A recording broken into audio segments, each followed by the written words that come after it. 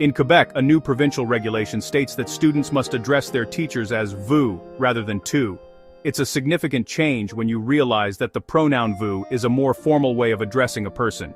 Not only that, but Quebec students will also be required to refer to their teachers as Mr. or Ms. In other words, teachers and students won't be on a first-name basis in Quebec schools. Students will use formal titles in addressing teachers. After all, teachers are authority figures in school, not their students' buddies. Formalizing the language is an important step in supporting the authority needed for education to take place. Other provinces, including Manitoba, would do well to emulate Quebec's example. While most Manitoba schools currently expect students to address their teachers by title and last name, this practice isn't universal. Being on a first-name basis with students sends the unfortunate message that there's no difference between the roles of teacher and student. Of course, there is a huge distinction between a teacher and a student. Teachers are well-educated professionals who are entrusted with ensuring that students master the required curriculum content. Thus, it's reasonable for teachers to expect students to show them appropriate respect. Unfortunately, there's been a push in some education circles to turn teachers into mere learning facilitators. However, teachers do much more than just facilitate learning.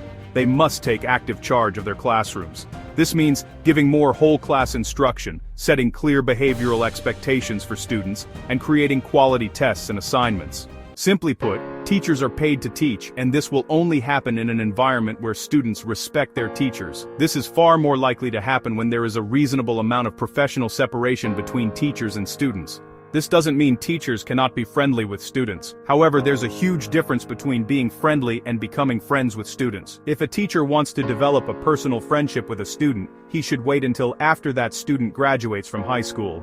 Only then is it appropriate to be on a first-name basis. It becomes even more problematic when teachers fail to maintain appropriate boundaries between themselves and their students. Sending personal text messages to students, sharing social media posts with them, and using inappropriate language around students are all surefire ways to undermine teacher professionalism. Interestingly, students are far more likely to respect teachers who keep a professional distance. Trying to win over students by being their friend will only make it harder for teachers to do their jobs properly.